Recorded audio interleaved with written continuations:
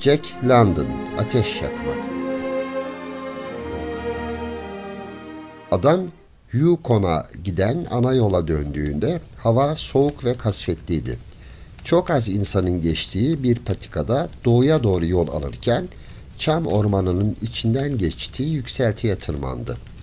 Burası yüksek bir bayırdı ve tepesine çıktığında nefes almak için durdu. Saatine bakmak için durmuş gibi yaptı. Sabah 9'du. Gökyüzünden tek bir bulut olmamasına karşın ne güneş vardı ne de güneş doğacak gibi görünüyordu. Açık bir gündü. Ancak tarif edilemez bir karanlık çökmüştü her yere. Bunun nedeni güneşin olmamasıydı. Bu durum adamın canını sıkmadı. Güneş yok diye endişelenecek değildi. Güneşi görmesinin üzerinden günler geçmişti. Adam geldiği yola doğru baktı. Yukon 1 mil genişliğindeydi ve 90 santimlik bir buzun altında saklı duruyordu. Bu buzun üzeri de karla kaplıydı. Her yer bembeyazdı. Gözünün görebildiği yere kadar kuzey ve güney bembeyaz uzanıyordu. Beyazlığın içinde görünen tek şey çamla kaplı adadan güneye doğru kıvrıla kıvrıla giden ince siyah bir çizgiydi. Kuzeye doğru kıvrılıyor ve bir başka çamla kaplı adanın arkasında kayboluyordu. Bu siyah çizgi yoldu, ana yoldu. Güneye doğru Chilkoot geçidine ve Tuşlu Su'ya kadar 500 mil devam ediyordu. Kuzeyde Dawson'a doğru 75 mil, daha kuzeyde Nulato'ya ve doğru 1000 mil ve en sonunda Bering Denizi'ndeki St. Michel'e kadar 1500 mil daha devam ediyordu. Fakat tüm bunların bitmek bilmeyen yol, güneşin olmayışı, soğuk ve bunların tuhaflığı, adamın üzerinde hiçbir etkisi yoktu. Bunun nedeni uzun zamandır bu şeylere alışkın olması değildi. Aslında buralarda yeniydi ve bu onun ilk kışıydı. Onun sorunu bu tür şeyleri kafasında canlandırma yeteneğinin olmamasıydı. Hayatta her şeye karşı hazırlıklıydı ama sadece olabilecek şeylere hazırdı. Onların ne anlama geleceğine dair hiçbir fikri yoktu. Sıfırın altında 50 derece, eksi 50 derece demekti. Onun için bu soğuk ve rahatsızlık demekti. O kadar. Bir insan olarak bu sıcaklık derecesinden etkilenecek kadar zayıf olduğunu düşünmezdi. Bunun yanı sıra insanların genel olarak zayıf olduğu ve sıcak ve soğuk olarak belli sıcaklıklar arasında yaşayabileceği hiç aklına gelmezdi. Buradan yola çıkıp sonsuz yaşam ve hayatın anlamı gibi şeyleri ise hiç kurcalamazdı. Onun için sıfırın altında 50 derece insanı dondurabilecek ve bu yüzden yün eldiven, kulaklıklar, sıcak makosenler ve kalın çoraplarla kendisini koruması gereken bir sıcaklıktı. Sıfırın altında 50 derece onun için sıfırın altında 50 dereceden başka bir şey değildi. Bunun başka bir anlamı olabileceği asla aklına gelmezdi. Gitmek için döndüğünde tükürmeye çalıştı. Onu şaşırtan farklı bir ses duydu. Yeniden tükürmeyi denedi. Yeniden tükürdüğünde tükürüğünün damlacıkları yere düşerken havada donup buz kristallerine dönüşerek gürültüyle çatırdıyordu. Eksi 50 derecede tükürdüğünde damlacıklar karın üzerinde düştüğünde çatırdadığını biliyordu. Fakat tükürüğü daha yere düşmeden bu olmuştu. Demek ki hava eksi 50 dereceden daha soğuktu. Fakat tam olarak ne kadar soğuk olduğunu bilmiyordu. Zaten havanın kaç derece olduğunun onun için bir önemi de yoktu. Henderson Deresi'ndeki eski kampa gidiyordu. Arkadaşları orada bekliyordu. Indian Creek bölgesinden gelmişlerdi. Adam ise baharda buz eridiğinde Yukon'daki adalardan ne kadar kereste çıkarabileceğini görmek için uzun yoldan gelmeyi seçmişti. Akşam 6 gibi kampa varmış olacaktı. O zaman hava daha da kararmış olacaktı ama diğerleri orada olacak, ateş yakılmış ve sıcak bir yemekte onu bekliyor olacaktı. Yemek aklına gelince paltosunun altındaki küçük bohçaya eliyle dokundu. Gömleğinin de altındaydı. Bir beze sarılmıştı ve çıplak tenine temas ettiği için orada sıcacık duruyordu. Öteki türlü ekmeği donardı. Her birisinin arasına büyük bir parça et dilimi konulmuş. O ekmek parçalarını düşününce keyifle gülümsedi. Büyük çam ağaçlarının arasına daldı. Yol burada çok belli değildi. Son kızağın geçmesinden bu yana epey kar yağmıştı. Kızağı olmadığına sevindi. İşin aslı beze sarılı yemeği dışında hiçbir yükü yoktu. Yine de soğuk onu çok şaşırttı. Eldivenli elleriyle burnunu ve yüzünü ovalarken gerçekten de çok soğuk olduğunu düşündü. Sakalı oldukça uzamıştı ama yüzündeki kıllar ne burnunu ne de yüzünün üst kısmını dondurucu havaya karşı koruyabiliyordu. Adamın hemen peşinden büyük bir yerli köpek geliyordu.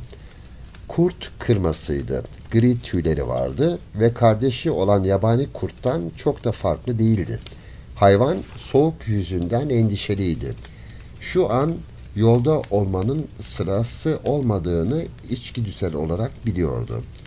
Köpeğin güdüleri adamın muhakeme yeteneğinden gerçeğe çok daha fazla yakındı. Hava aslında eksi 50 dereceyi bırakın eksi 60 hatta 70'ten bile daha soğuktu. Hava eksi 75 dereceydi. Çünkü donma derecesi sıfırın altında 32'dir. Bu da havanın eksi 107 derece olduğu anlamına geliyordu. Köpek sıcaklıktan anlamazdı.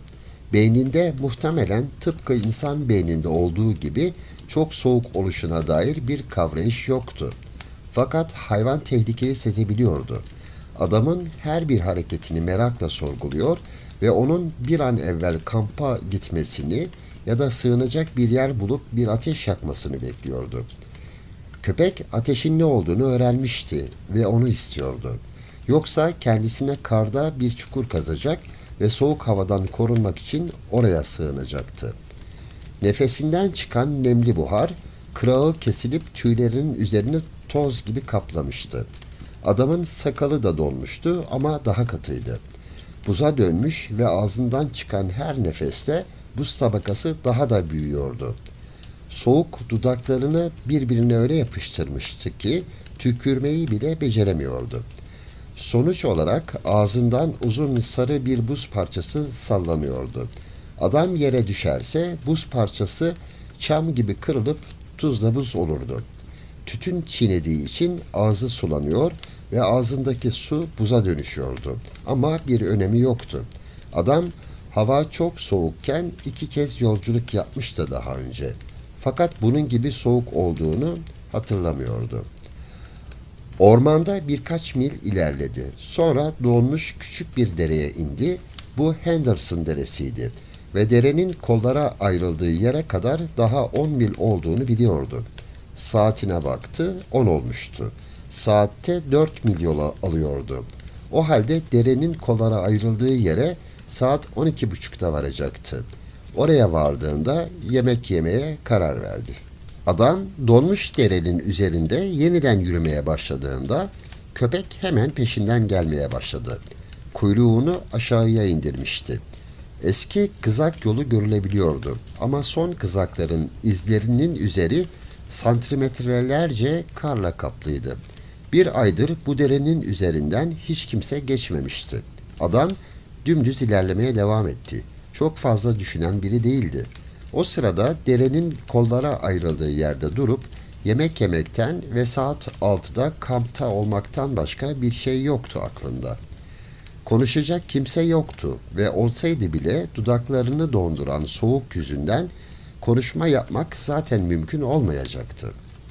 Arada bir aklına havanın çok soğuk olduğu ve böyle bir soğuğu daha önce hiç görmediği düşüncesi geliyordu. Yürürken eldivenli elinin tersiyle burnunu ve yüzünü ovalıyordu. Bunu düşünmeden sık sık ellerini değiştirerek yapıyordu.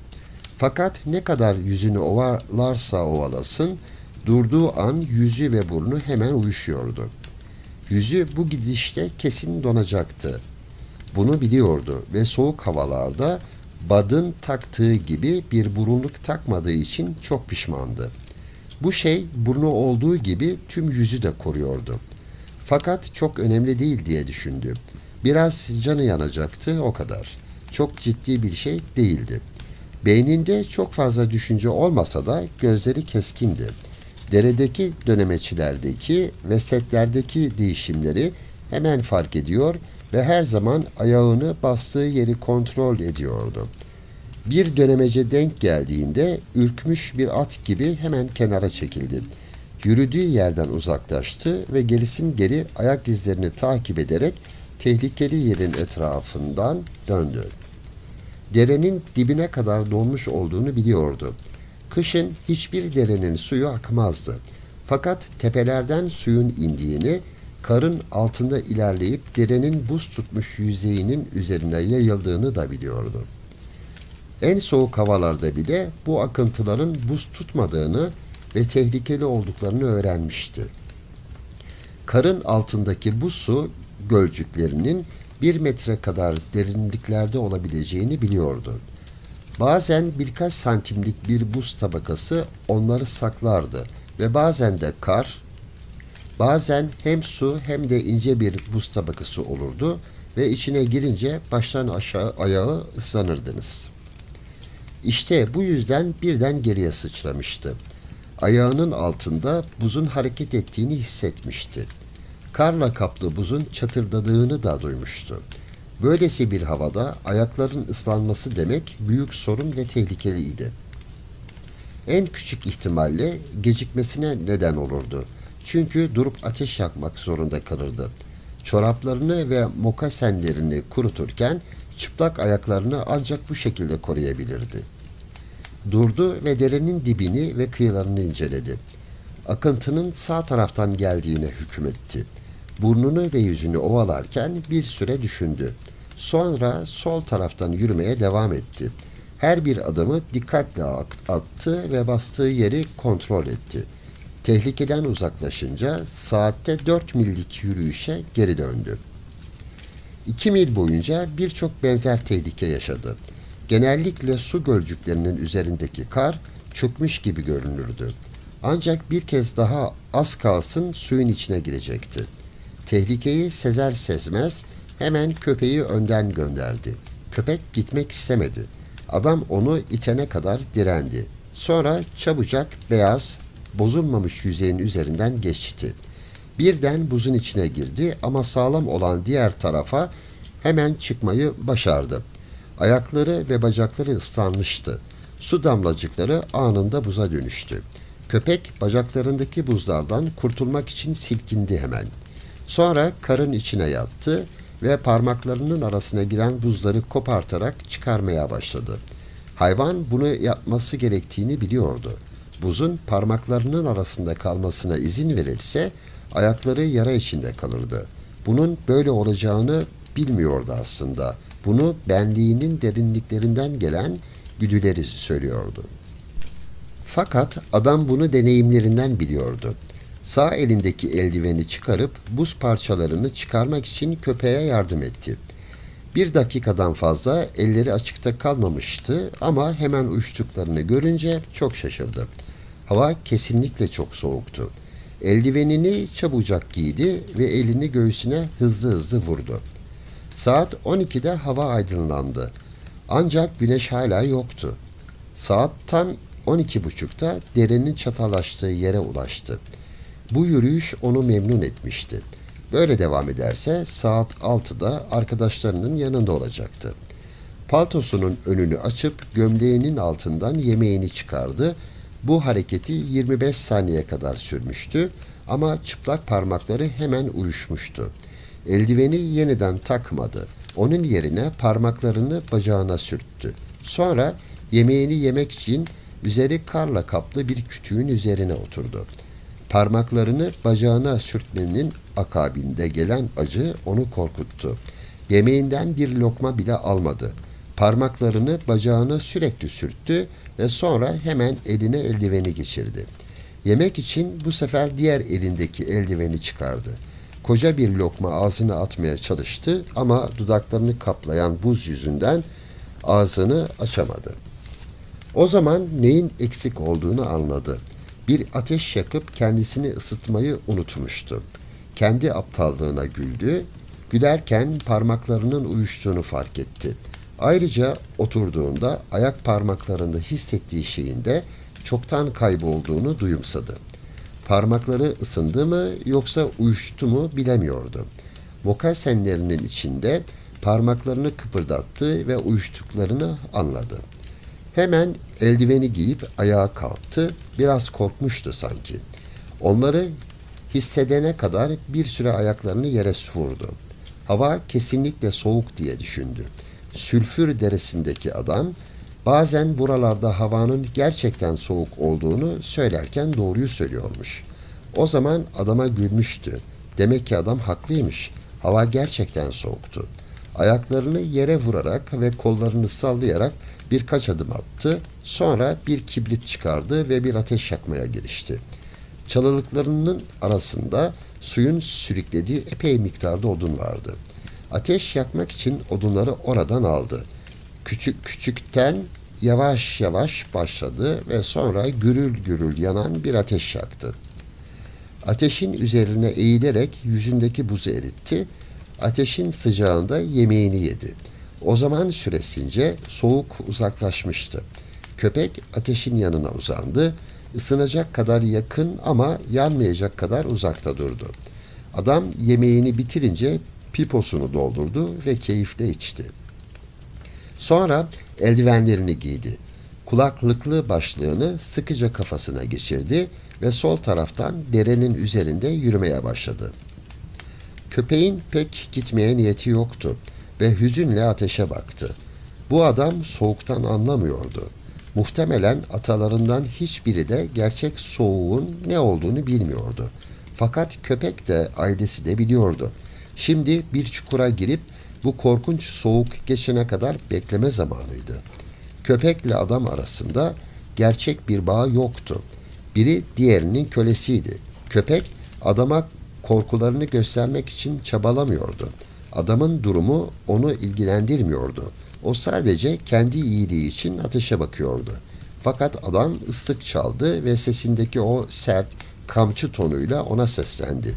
Bu yüzden köpek adamın peşinden yürümeye ve yolda onu takip etmeye devam etti. Adam ağzına bir miktar tütün attı ve ağzından aşağı yeni bir sarı buz parçası büyümeye başladı. Nefesi hemen sakallarının üzerini beyaz kırağıyla kaplayıverdi. Adam etrafına bakındı. Henderson deresinin sol tarafında karın altında çok fazla su gölcüğü yok gibiydi. Ve yarım saat boyunca adam bir tane bile görmedi. Sonra beklenmedik bir şey oldu. Su gölcüğünün olmadığını sandığı yerde buzun içine giriverdi. Derin değildi. Suyun içinden çıktığında dizlerine kadar ıslanmıştı. Öfkelendi ve şansına ana avrat sövdü. Saat 6'da kampta olmayı ummuştu ve bu yüzden bir saat gecikecekti. Şimdi bir ateş yakmak ve mokassenleriyle çoraplarını kurutmak zorunda kalacaktı. Bu sıcaklıkta bunu yapmak zorundaydı. Bu kadarını biliyordu. Derenin kıyısına çıktı. Yukarıda birkaç küçük çamın altında geçen yıl dere tarafından taşınmış odun buldu. Çalı çırpı olduğu kadar daha büyük dallar ve kuru yapraklar da vardı. Bir sürü kalın dalı karın üzerine attı. Bu bir temel oluşturdu ve yeni tutuşan dalların ıslak kar yüzünden sönmesini engelledi. Cebinden çıkardığı küçük bir parça ağaç kabuğunu bir kibritle yaktı. Bu kağıttan bile daha iyi yanardı. Onu kalın dalların üzerine koydu ve üzerine kuru otlar ve küçük çalı çırpı attı. İçinde bulunduğu tehlikenin farkındaydı. Yavaş ve dikkatli bir şekilde çalışıyordu. Yavaş yavaş ateş büyüdü. Bunun üzerine ateşi beslemek için biraz daha dal parçası attı. Karın içine oturdu. Ağaçların altındaki çalılardan ince dalları alıp onlarla ateşi besledi. Başarmak zorunda olduğunu biliyordu. Hava eksi 75 derece olduğunda İlk ateş yakma girişiminde başarılı olmalıydın. Hele de ayakların ıslanmışsa. Ayakları kuruyken başarısız olursa kan akışını hızlandırmak için en az yarım mil koşarsın. Fakat ıslanmışsan ve ayakların donuyorsa hava -75 derece olduğunda kanın da akmaz. Ne kadar hızlı koşarsan koş, ayakların daha da fazla donar. Adam tüm bunları biliyordu. Sülfür Deresi'ndeki adam bunları ona söylemişti. Adamın verdiği öğütler için şu an minnet duyuyordu. Ayaklarını neredeyse hissetmez hale gelmişti. Ateş yakmak için eldivenlerini çıkarmak zorunda kalmış, parmakları hemen uyuşmuştu. Saatte 4 mil yürümesi kalbinin tüm bedenine kan pompalamasını sağlamıştı. Fakat o durunca kalbi de yavaşlamıştı. Şimdi soğuğu tamamen hissediyordu. Vücudundaki kan sanki çelik çekilmiş gibiydi. Kan köpek gibi canlıydı. Köpek gibi o da bu korkunç soğuktan kaçmak istiyor ve sığınacak bir yer arıyordu. Saatte 4 mil yürürken kan yüzeye çıkıyordu ama şu an bedeninin en derin yerlerine çekilmişti. Onun yokluğunu ilk elleri ve ayakları hissetmişti. İlk önce ayakları dondu. Henüz donmaya başlamasalar da elleri uyuşmuştu. Burnu ve yüzü çoktan donmuştu ve teni kan çekilirken giderek buz kesmişti. Fakat güvendeydi. Ayak parmakları, burnu ve yüzü sadece soğuk ısırığı olmuştu. Çünkü ateş tüm gücüyle ısıtmaya başlamıştı. Parmak büyüklüğünde dallarla ateşi besliyordu. 1 dakika sonra daha büyük dallar atacaktı. Sonra da ıslak mokasenlerini ve çoraplarını çıkaracaktı. Onlar kururken çıplak ayaklarını ateşte ısıtırken onları ilk önce karla ovalayacaktı. Ateşi yakmayı başardı. Artık güvendeydi. Sülfür Deresi'ndeki yaşlı adamın tavsiyesini hatırladı ve gülümsedi. -50 derecede hiç kimsenin o bölgede yolculuk edemeyeceğini söylerken çok ciddiydi. Fakat adam işte buradaydı. Başına bir iş gelmişti, tek başınaydı ve kendini kurtarmıştı.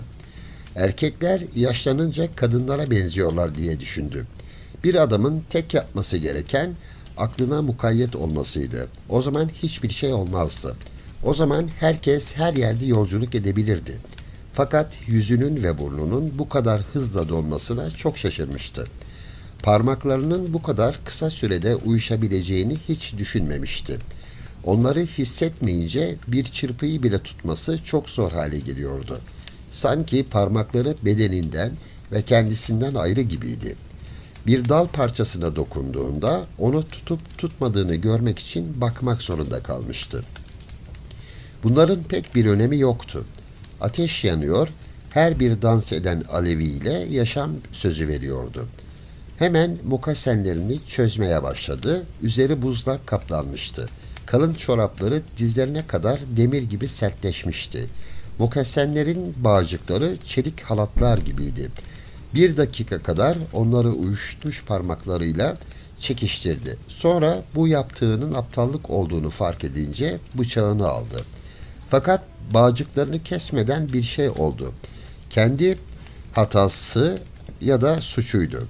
Ateşi çam ağacının altında yakmaması gerekirdi. Onu açık alanda yakmalıydı. Fakat dalları çalıların içinden çekip doğruca ateşe atmak daha kolay olmuştu. Altında ateş yaktığı çamın dalları ağır karla yüklüydü. Haftalardır rüzgar esmemişti ve her bir dal kardan kırılacak gibiydi. Her bir dalı çektiğinde ağacı hafifçe sallıyordu. O korkunç şeyin olması için yeterince harekette bulunmuştu. Ağacın yukarısındaki bir dalın üzerindeki tüm kar aşağı indi. Kar alttaki dalların üzerine düştü. Bu hareket tüm ağaca yayılarak devam etti. Kar bir anda adamın ve ateşin üzerine inip ateşi söndürdü. Ateşin yandığı yerde şimdi bir kar yığını vardı. Adam şok oldu. Bunun ölümü anlamına geldiğini anladı. Bir an oturdu ve ateşin olduğu yere baktı. Sonra sakinleşti. Belki de Sülfür Deresi'ndeki yaşlı adam haklıydı. Yanında biri olsaydı tehlikede olmazdı. Arkadaşı ateşi yakardı. Şimdi kendisi yeniden ateş yakmak zorundaydı ve bu sefer kesinlikle başarılı olması gerekiyordu. Başarılı olsa bile bu arada birkaç ayak parmağını kaybedebilirdi. Ayakları şimdiye kadar çoktan donmuştu ve ikinci kez ateşi yakana kadar da bir süre geçecekti. Düşünceleri böyleydi ama bunları oturup düşünmemişti. Bu düşünceler aklından geçerken o sırada ateşe hazırlık yapmakla meşguldü. Ateş için yeni bir temel hazırladı. Bu sefer ağaçlardan uzakta açık bir alandaydı. Sonra kuru ot ve çalı çırpı topladı. Onları yerden almak için parmaklarını kullanamıyor, onun yerine avuçlarıyla toplamaya çalışıyordu. Bu yüzden istemediği bir sürü dal parçasını da topladı ama elinden gelen buydu. Ateş iyice güçlendiğinde daha sonra kullanmak üzere daha büyük dalları toplayabilirdi. Tüm bu süre içinde köpek oturmuş onu izliyordu. Gözlerinde endişeli bir bakış vardı çünkü adama ateş sağlayacak kişi gözüyle bakıyordu ve ateş birazdan yanacaktı. Her şey hazır olunca adam cebinden ikinci bir ağaç kabuğu parçasını çıkarmak istedi. Parmaklarıyla hissedemese de orada bulunduğunu biliyordu. Yeniden denedi ama kabuğu bir türlü tutamadı.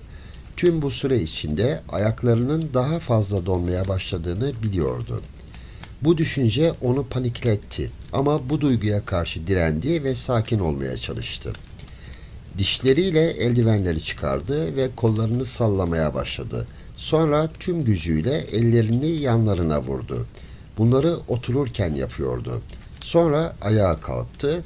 Bu süre zarfında köpek karda oturmuş, kuyruğunu ayaklarının altına almış, sivri kurt kulaklarını öne eğerek adama bakmıştı. Adam kollarını ve ellerini sallarken doğanın ona verdiği şeylerle kendini ısıtan köpeğe gıptayla baktı. Bir süre sonra parmaklarında bir şeyler hissetmeye başladı. Bu his acı verici olana kadar arttı ama parmaklarında bu acı bile adamı sevindirdi. Sağ elindeki eldiveni çıkardı ve cebinden kabuğu aldı. Çıplak parmakları çabucak uyuştu. Sonra kibrit demetini çıkardı. Fakat korkunç soğuk parmaklarını anında hissizleştirmişti. İçinden bir kibriti almak için çabalarken tüm kibritler yere düştü. Almak için eğildi ama yapamadı.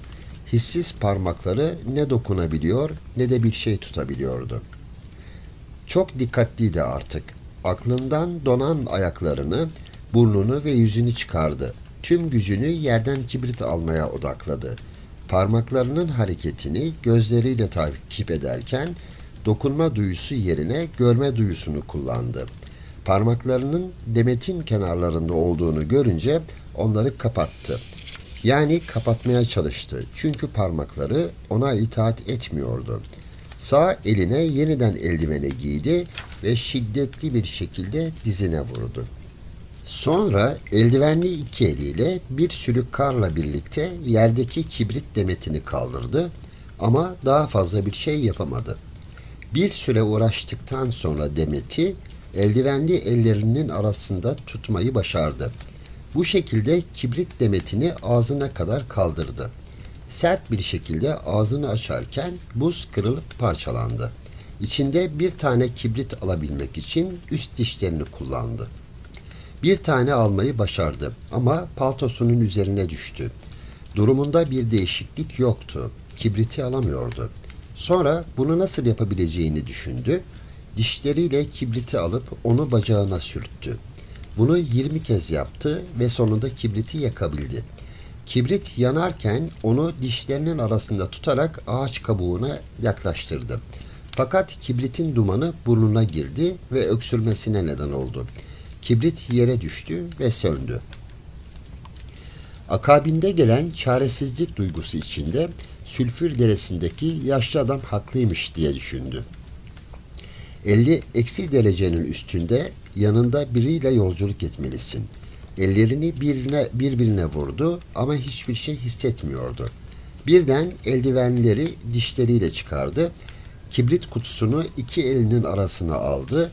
Kol kasları donmamıştı ve yerdeki kibrit demetine ellerini güçlü bir şekilde bastırabiliyordu. Sonra kibrit demetinin bacağına sürttü ve 70 kibrit aynı anda alev aldı. Onları söndürecek rüzgar yoktu. Dumandan uzak durmak için başını yana eğdi ve yanan kibritleri kabuğa yaklaştırdı. Kibritleri tutarken bir şey hissetti. Eli yanıyordu. Kokusunu alabiliyordu. Bu his daha sonra acıya dönüştü. Buna dayanması gerekiyordu. Ateşi kabuğa tutmaya devam etti ama hemen tutuşmadı kabuk. Çünkü ateşin çoğu yanan ellerindeydi. Dayanamaz hale gelince ellerini ayırdı birbirinden. Yanan kibritler yere düştü ama kabuk yanıyordu. Kuru otları ve en küçük çalıları ateşe doğru itmeye başladı. Çok dikkatli seçemiyordu çünkü ellerinin arasında kaldırabildiği dallardan başka bir şey yoktu. Çırpıların üzerine küçük yeşil otlar vardı ve dişleriyle onları kopardı. Ateşe karşı çok dikkatliydi. Ölüm kalım meselesiydi ve ateşin sönmemesi gerekiyordu. Kan vücudundan çekilmeye başlamıştı ve soğuktan tir tir titriyordu artık.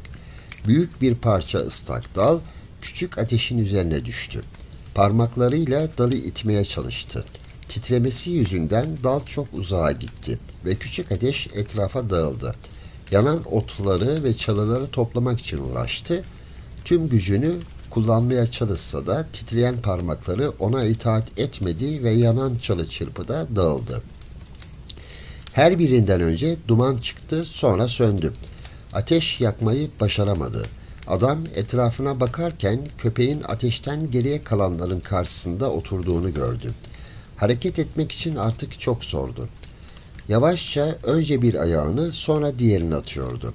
Köpek aklına çılgın bir düşünceyi getirmişti. Fırtınaya yakalanan bir adamın hikayesi aklına geldi. Adama fırtınaya yakalanmış bir hayvanı öldürüp hayvanın içine girmiş ve hayatta kalmıştı. Köpeği öldürüp ellerini hissedene dek parmaklarını onun sıcak bedenine sokabilirdi. Sonrasında ateş yakmayı başarabilirdi.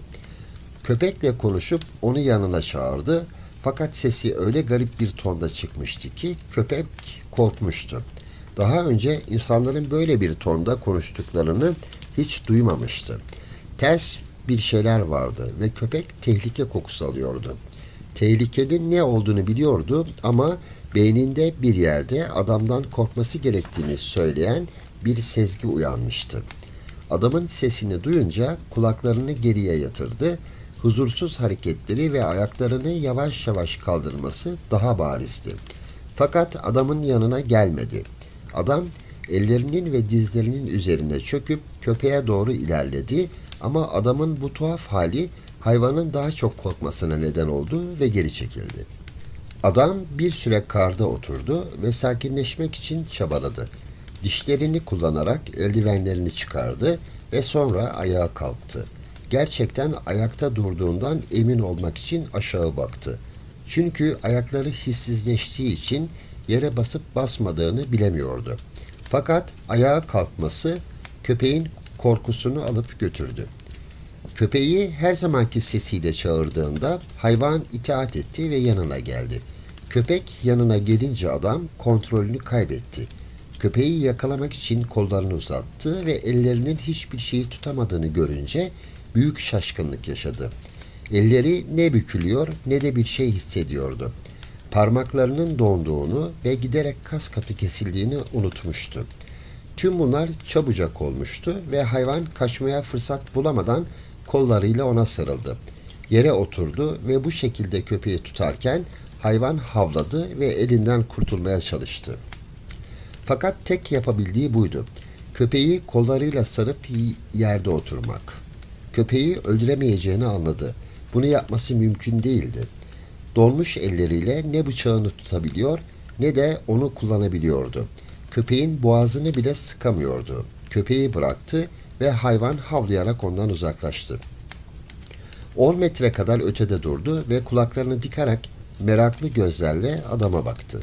Adam ellerini kucağına koymak için aşağı baktı ve onların aşağı doğru cansızca sarktığını gördü. Ellerinin nerede olduğunu bulmak için gözlerini kullanmak zorunda olması çok garipti. Kollarını sallamaya, eldivenli ellerini yanlarına vurmaya başladı. Bunu 5 dakika boyunca yaptı. Titremesini durdurmak için kalbi yeterince kan pompaladı fakat ellerini hala hissetmiyordu. O zaman kesin bir ölüm korkusu çöktü üzerine. Artık meselenin parmaklarının donması ya da ellerini veya ayaklarını kaybetmesi olmadığını fark etti. Artık mesele ölüm kalım meselesiydi. Bu korku kontrolünü kaybetmesine neden oldu ve dere yatağındaki eski yolda koşmaya başladı. Köpek de peşinden geliyordu. Adam hayatında hiç bilmediği bir korku yüzünden deli gibi koşuyordu. Karın içinde bata çıka koşarken etrafını yavaş yavaş görmeye başladı. Derenin kıyısı, çıplak ağaçlar ve gökyüzü. Koşmak kendisini daha iyi hissettirdi. Artık titremiyordu. Koşmaya devam ederse belki ayakları donmazdı. Yeterince ileri koşabilirse belki kampı ve arkadaşlarını bulabilirdi. Şüphesiz birkaç el ve ayak parmağını ve yüzünün bir kısmını kaybedecekti ama arkadaşları onunla ilgilenir ve vücudunun geri kalanını oraya gidince kurtarabilirdi. Aynı zamanda ona kampa ve arkadaşlarına asla ulaşamayacağını söyleyen başka bir ses vardı kafasında. Bu ses kampın binlerce ötede olduğunu, donmanın çoktan başladığını ve yakında öleceğini de söylüyordu. Bu sesi aklının gerilerine itti ve onu duymamaya çalıştı. Bazen bu ses yeniden yükseliyor ve onu dinlemeye zorluyordu. Fakat onu geriye itiyor ve başka şeyler düşünmeye çalışıyordu. Koşarken ayaklarını hissetmediği için onların toprağa değmesini ve bedeninin yükünü hafifletmesini duyumsamak garip gelmişti. Sanki uçarak gidiyordu ve yerle hiçbir bağlantısı yok gibiydi. Bu şekilde kampa varana kadar koşmak geldi aklına. Birkaç kez az kalsın yere düşecekti. Fakat en sonunda yere düştü. Bunu engelleyecek gücü yoktu artık. Ayağa kalkmaya çalıştığında yapamadı. Oturup dinlenmesi gerektiğine karar verdi. Sonra ayağa kalkıp sadece yürüyecek ve yola böyle devam edecekti. Oturmuş nefesini düzeltirken ısındığını ve rahatladığını hissetti. Titremiyordu. Hatta bedeninde bir tür sıcaklık yayılmıştı. Buna karşın burnuna ya da yüzüne dokunduğunda bir şey hissetmiyordu. Koşmak onları canlandırmamıştı. Ellerine ve ayaklarına da bir faydası olmamıştı. Aklına vücudunun donan kısımlarının giderek arttığı düşüncesi geldi. Bu düşünceyi aklından kovmaya ve unutmaya çalıştı. Bu tür duyguların onu dehşete düşüreceğini biliyor ve bu tür duygulardan korkuyordu. Fakat bu düşünce yeniden aklına geldi ve tüm bedeninin donduğunu hayal edene kadar bu düşünceler aklından silinmedi. Bu çok fazlaydı ve yeniden yolda koşmaya başladı. Arada bir yavaş yürüyordu ama aklına tamamen donacağı gelince yeniden koşmaya başlıyordu. Tüm bu süre boyunca köpek de peşinden koştu. Adam ikinci kez düşünce köpek kuyruğunu altına aldı ve adamın karşısında meraklı gözlerle oturup ona baktı. Hayvanın kendini ısıtması ve hayatta kalacak olması adamı öfkelendirdi. Ona küfredince köpek korkuyla kulaklarını geriye yatırdı. Bu sefer titreme daha da hızlı geldi. Soğuğa karşı verdiği savaşı kaybediyordu. Soğuk tüm bedenini ele geçiriyordu. Bu düşünce onu yeniden yürümeye zorladı ama 100 metre kadar gitmişti ki kafa üstü yere düştü. Korktuğu son an buydu. Nefesini düzeltip sakinleşince ölümle yüce bir şekilde yüzleşmeye karar verdi. Fakat bu düşünce ona yüce bir şekilde gelmemişti. Bir aptal gibi davranmış, kafası kesilmiş bir tavuk gibi koşturup durmuştu. Bulunduğu şartlar böyleydi ve onu sakince kabullenmeliydi. Bu huzur verici düşünce uykusunu getirdi.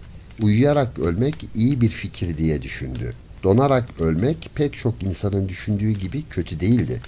Ölmenin çok daha korkunç biçimleri vardı. Arkadaşlarının ertesi gün cesedini bulacaklarını hayal etti. Birden kendisini onların yanında gördü. Yolda onlarla yürüyor ve kendisini arıyordu. Onlarla bir dönemeci dönüyor ve kendisini karda yatarken buluyordu. Artık kendisi değildi. Kendisinden uzakta, arkadaşlarının yanında durmuş, kendisine bakıyordu. Çok soğuktu gerçekten. Amerika'ya dönünce gerçek soğuğun ne olduğunu arkadaşlarına anlatacaktı. Düşünceleri buradan uzaklaşıp Sülfür Deresi'ndeki yaşlı adama kaydı. Şu an onu sıcak ve rahat bir şekilde oturmuş, piposunu içerken görebiliyordu. "Haklıydın ihtiyar, haklıydın," diye mırıldanıyordu yaşlı adama. O zaman adam şimdiye dek bildiği en rahat ve en güzel uykuya daldı. Köpek karşısında oturuyor ve bekliyordu. Kısa gün uzun bir geceye dönüyordu. Ateş yakılacak gibi görünmüyordu. Köpek hayatı boyunca bir adamın karda öyle oturup da ateş yakmadığını hiç görmemişti. Hava giderek kararırken köpeğin ateşe olan özlemi de giderek artıyordu.